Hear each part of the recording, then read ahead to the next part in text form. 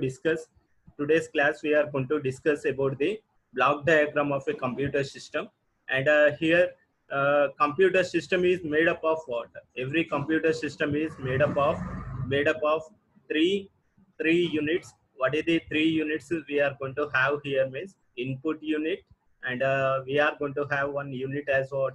Processing unit, and we are going to have one unit as what? Output unit. And inside the how we are going to combine these three units here means depending upon the what? Hardwares. And computer system is an nothing but what? It is an electronic machine, and it is containing here what is the physical parts of the computer system are referred as what? Hardware. And here hardware means what? All electronic and mechanical items constitute computer system fall into a category of what? Hardware. And here what are the a computer environment? It is going to be contain something as what? Monitor, mouse, keyboard, printer, processors, and okay, all these things we are going to be called it as what? Hardware. And here inside a computer system, what are the three parts we are having? One part as input devices, one part as what? Output devices, and one part as what? Process, or we are going to be called it as what? CPU. And the input device means what? Sends the information to the what? Computer system. Suppose I want to give any input to the computer system means we are going to use a keyboard, or if we want to give the input mm, using the what? To a computer system by using something as what? Mouse, or by using mouse pointer, we are going to by using a joystick we are going to give the input while playing the game, or we can give the input by using the what? Voice. And such type of devices we are going to be called it as what? Input devices.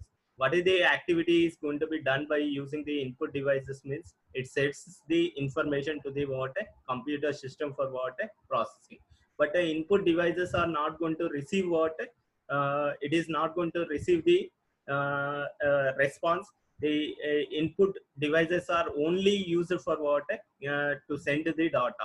Input devices are used only for what purpose means for sending the data purpose. We are going to use some devices called what? Input devices. And where the data is going to be sent means to the computer system we are going to send to the CPU. It is going to send the input data. And here whatever the inside on the screen, whatever the things we are there, those things we are going to be called it as what? Input devices. Here input devices are what? Keyboard, mouse, scanner, touch screen, all these things we are going to be called it as what? Input devices. And output devices means what? Whatever the for given input, the reply is going to be given by the what? The reply is going to be given by the computer system called what? Output devices. And output devices reproduces or displays the result of the processing. Reproduces or displays the results of the processing for the given input. Suppose there is a calculator computer system we are having. Suppose if you give 10 plus 20, it is going to give the result back as what? 30. And here what is the to see the output means we are going to use something as what? Output devices. And output devices, here what is the output devices are going to receive the data from the computer system and give the display on the screen, or it is going to give the output using a speakers. Sound is going to be given as output by using the what? Speakers. And uh, okay, sound is going to give given as output by using the what? Speakers. And here what are the output devices we are having? Display monitor, or speakers, printers, or 3D printers, we are going to be called it as what? Output devices. And here what is meant by the processor we are having? Processor nothing but what? Central processing unit, we are going to be called it as a processor. And the brain of the computer we are going to be called it as what? Processor. And now we are going to see what is meant by the block diagram of computer. today's class, what is the important thing we are going to be learn here means what is the block diagram of computer we are having. And inside the block diagram of computer we are having three parts: input device, output device, and this one we are going to be called it as CPU, or we are going to be called it as what, the brain of the computer. And inside the brain of the computer we are having two types of memories we are having: main memory and secondary memory. And inside the main memory is nothing but what, primary memory. Inside this we are going to have it is going to store the information on the what, RAM and ROM, random access memory or read only memory we are going to contain. And secondary memory means we are going to have something as what, CD drive, CD or DVD or magnetic tapes, such type of things. Auxiliary memory devices comes under the what, secondary memory. And whatever the operations are there, those operations are going to be performed by using the what, the instructions are going to be performed by using the what, CPU. And inside the CPU, central processing unit, we are having something as what, control unit and arithmetical logical unit. Today's class we are going to discuss in detail about the what, uh, CPU, CPU. And a CPU is called as what, computer is going to be called as what, brain of CPU is called as what, brain of a computer. And inside the brain of the computer, what are the things we are having in this lecture we are going to be discussing. And here, what is the inside the memory, what is the a temporary storage area, we are going to be called it as what, memory. And used to store what, memory is used for what purpose? Used to store the data as well as what, instructions. Memory is used to store what, data and instructions. Memory is used to store data and instructions. And memory is divided into large number of parts, small parts called what, cells. We are going to be called it as what, cells. And memory is divided into some large number of smaller parts called what, cells. And what are the two types of memories we are having? And just now inside the CPU inside the block diagram of computer, we are having some main memory. The main memory is also being called as what, primary memory. And inside the primary memory we are having a concept as what, RAM and ROM. RAM, random access memory. And ROM means what, read only memory. And here secondary memory means what, secondary memories means we are having hard disks, floppy disks, USB storages, CD-ROM, magnetic tapes, and drives. And here, what is the inside the primary memory? What are the two types of memories we are having here? Means random access memory, read-only memory. And random access memory means what? Random access memory is nothing but what, RAM. And whatever the application, programmatical application related instructions are there, those instructions are going to be stored inside a memory called what, RAM. And what is the which type of memory we are going to be called here means internal memory of the CPU for storing data. And storing data, comma, program and program results. And all those instructions, whatever the, suppose if I am executing one application, if I trying to execute one application, that application related instructions are going to be stored inside a memory called RAM. Suppose I have opened a paintbrush and I am doing the paintbrush activity. Suddenly, what is the paintbrush instructions are going to be stored inside a memory called what, random access memory. And whenever we have closed that paintbrush means that the instructions are going to be erased from the where, RAM. Or if the computer has been turned off means those instructions or data is going to be what, erased. And here we are going to be called it as what, some RAM as volatile, random access memory as what, non-volatile, like that we are going to be called. And inside the RAM, what are the different types of RAMs we are going to have? And static RAM we are going to have, as well as we are going to have one RAM called what, dynamic RAM. And here static RAM means what, memory retains it contains as long as the power is being supplied. And data is lost when the power is what, power gets down due to the what, volatile nature. And here which type of RAM is going to contain as what, volatile. If the system is turned off or computer system has been shut down, means all the application related instructions are going to be erased. And what are the two different types of RAMs we are having here, means static RAM, and we are having something as what, a dynamic RAM. And every RAM is going to contain certain limitations.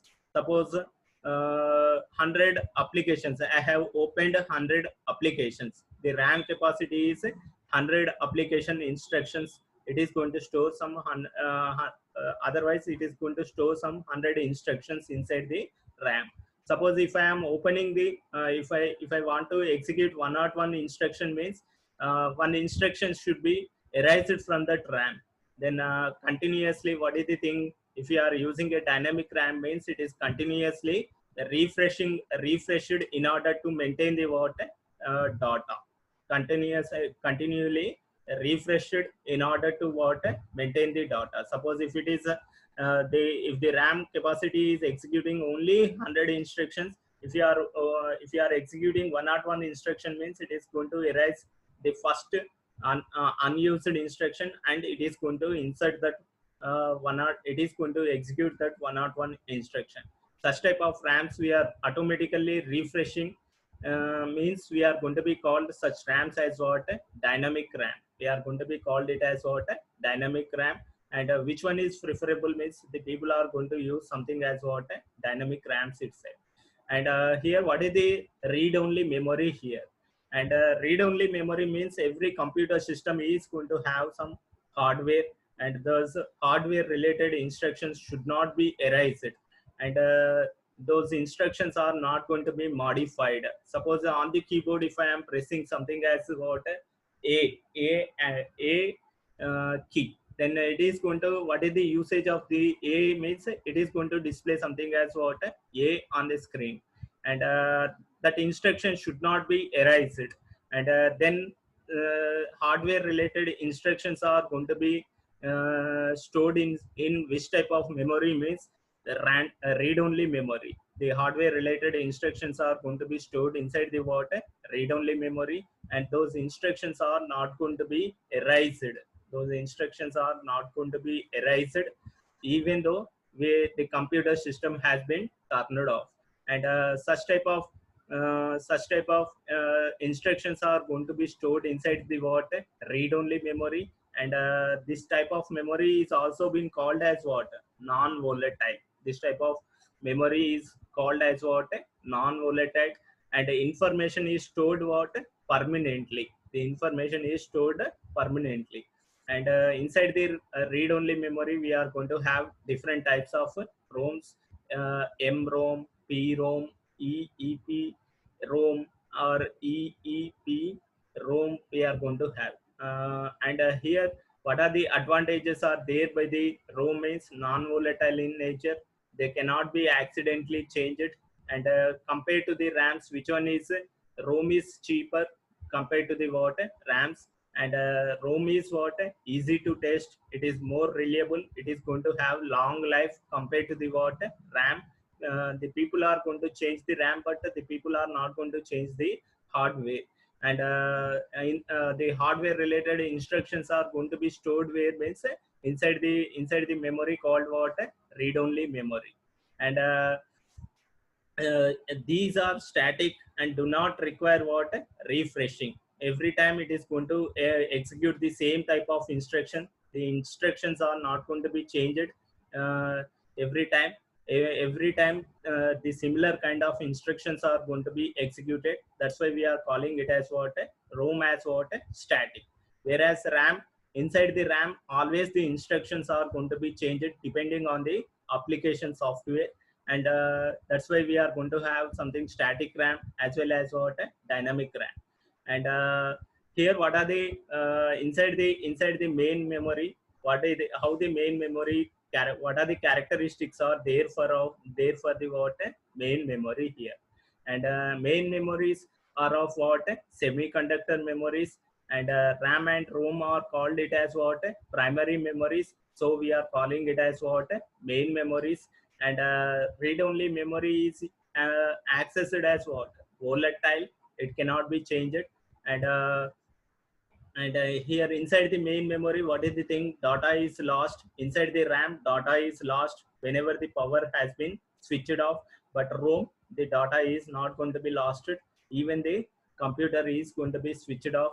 And it is working with the what memory of the computer.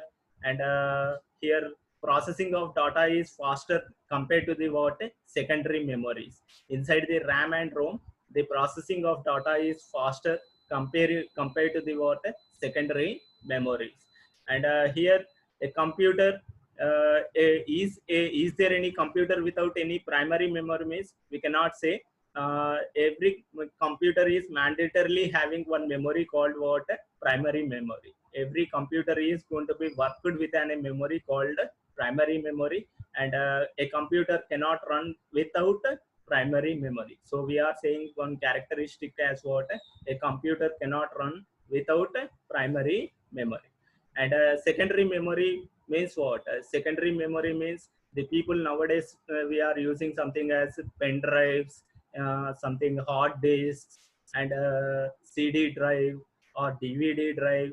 All those memories we are comes under the what? All those things comes under the what? Auxiliary memory, or we are going to be called it as what secondary memory devices. And here it is what we are also being called as what secondary memory as what external memory. And we are also being called as what non-volatile. And it is of what it is in which nature? Means non-volatile nature. If the user wants to delete only, then only it is going to be deleted, otherwise the file is not going to be deleted from the computer system. But compared to the primary memory, it is going to work slower than the what main memory.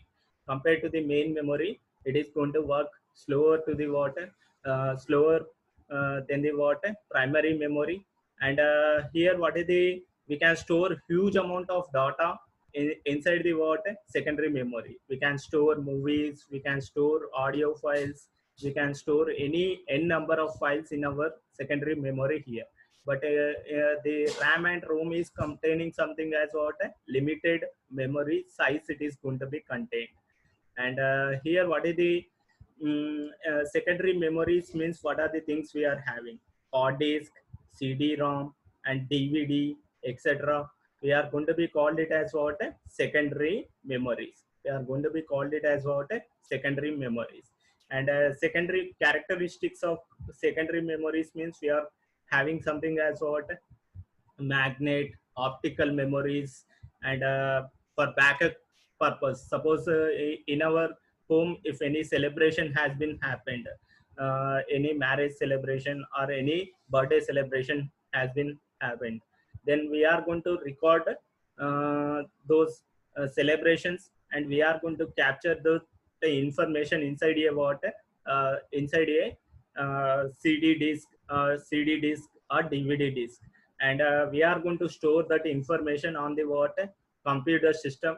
And that information is not going to be erased. Suppose after some time I want to see that information, we can see at any time. And such type of thing is possible by using the what secondary memory here.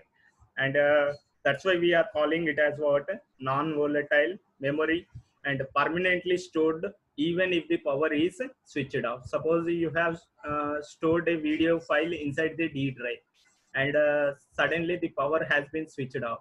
And if you restart the computer and open the D drive, means the file is going to be existed. It cannot be erased. That's why we are calling it as what permanently stored even if the power is switched off. And here computer may run without what computers. Some of the computers are not going to have the hard disk, but it is going to be run. Okay, it is a secondary. By seeing that, what is the thing we are going to understand? Secondary memory is optional.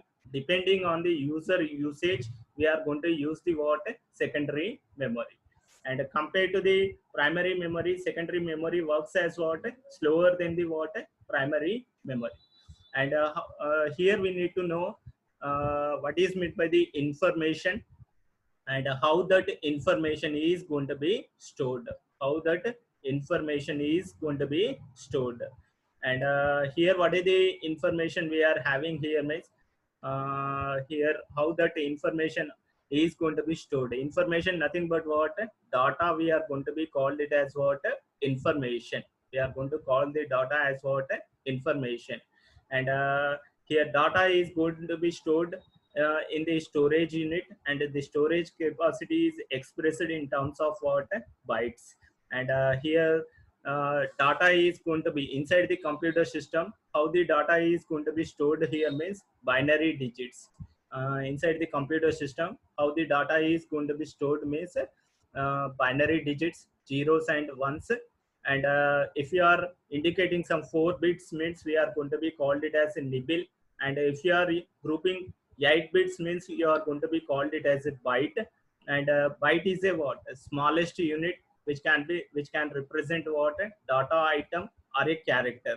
A character is indicated um, by using the how many number of bits means 8 bits. 8 bits means we need to remember it as a byte, and 4 bits means we need to remember it as what nibble. And a single bit means we are going to be called it as what bits. And logical bits, why we are calling it as a logical bits means signal. Inside the signals we are going to have on off. On off is indicated by the what 0 1. And that's why we are calling it as what logical 0 1, or we are going to call it as what passive state or an active state. We are going to be called it as active or passive. And inside the electronics circuits we are going to make the signals by using the what zeros and ones itself. And a word is what a group of bits. We are going to be group of bits of a fixed number of bits processed as a unit. We are going to be called it as what words. Computer stores the information in the form of what the computers are going to store the information in the form of what words itself. And what are the different types of measuring units of digital data we are having? Memory units means what are the things we are having. 1 kilobyte is equal to 1024 bytes, or 1 megabyte is equal to 1024 kilobytes, or 1 yottabyte is equal to 1024 zettabytes we are going to be indicated. This is all about what memory units we are going to be indicated. And here what is the actually inside the CPU, what is the one more unit we are having here means arithmetic logical unit. And we are having one unit as what control unit. And arithmetical logical unit is used for the what calculating. Arithmetic logical calculations are going to be done by using the what arithmetical logical unit. And control unit is what for controlling the process. We are having one unit as what control unit. And here um, how the arithmetic and logical units are going to be worked. Now we are going to be seen here. uh, Here what is the inside the arithmetical and logical units. Suppose in this manner we are having something as what instructions. We are having some instructions in this manner. And here this one we are going to be called it as a operation code. Load 5, load b7, add a and b, and store it in the what uh, after that storing the result here. After that halt means we are stopping the computer system. And these every instruction is going to be divided it into 8 bits. And first 4 bits are indicating the instruction, second 4 bits are indicating the value here. And if I am executing this, how a computer system is going to here what is the thing we are having here means uh, here the instruction is going to be executed and the value is going to be stored inside this. The value of the control signaling is going to make the what b value to be stored here. After that, once again the instruction is going to be executed here.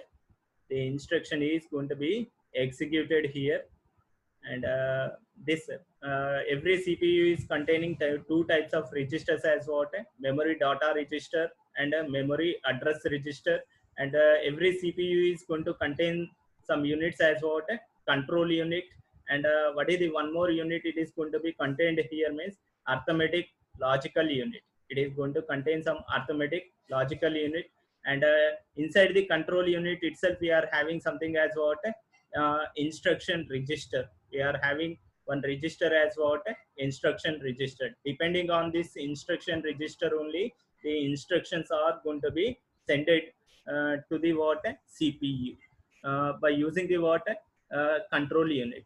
And here finally result is what 5 plus 7 means what 12. That result is going to be stored by using the what after executing this instruction. It is storing that result inside the what result inside some memory, and that by using the which register it is trying to store here means by using some memory address register. And every CPU is containing what are the things it is containing. Every CPU is containing memory. This memory we are going to call it as a primary memory. And here inside the primary inside every CPU we are going to have some two types of registers, memory data register and memory address register. And we are going to have one control unit, and inside that control unit we are going to have some instruction register, and we are having something as what ALU, arithmetic logical unit. And these are the things you are going to be explained under the what block diagram of a computer. Block diagram of a computer. Block diagram of computer means we need to explain something about the primary memories, secondary memories. We need to explain about the what control unit, arithmetic logical unit, and input devices, output devices. And these are the things we are going to be explained under the what block diagram of a computer. And here what is the on a computer system, what kind of softwares we are having, what kind of softwares we are going to have. We are having the two types of softwares we are going to have. One software we are going to be called it as what system software, and another software we are going to be called it as what application software. On the system software we are going to install some softwares called application software, and who is going to access this environment means the user is going to access this environment. And without a hardware we cannot install a system software. Without a system software we cannot install application software. If it is not existed means the user is not going to access anything on the what computer machine. And this is the diagram which is explaining about the what relationship between the systems and application software. And system softwares means what are the things we are having: language translators, and operating system, and utilities. Language translators are nothing but what converting our user code into the what machine language, or machine language into the what user understandable format. They are going to be called it as what language translators. And what is the other software we are having? Operating system. Operating system means what? It is an interface between the what computer software and hardware. And here operating systems means what? Unix, Linux, Windows, Mac, Solaris. We are going to be called it as what? Operating system software. And utilities nothing but what? Sometimes we are going to attach something as what pen drive, or we are going to transfer the data into the pen drive, or we can transfer the data from pen drive to the computer system by using something as what external devices. And for those some utilities the system is going to be provided. The system is going to provide some utilities. Those softwares we are calling it as what utilities, or utilities here.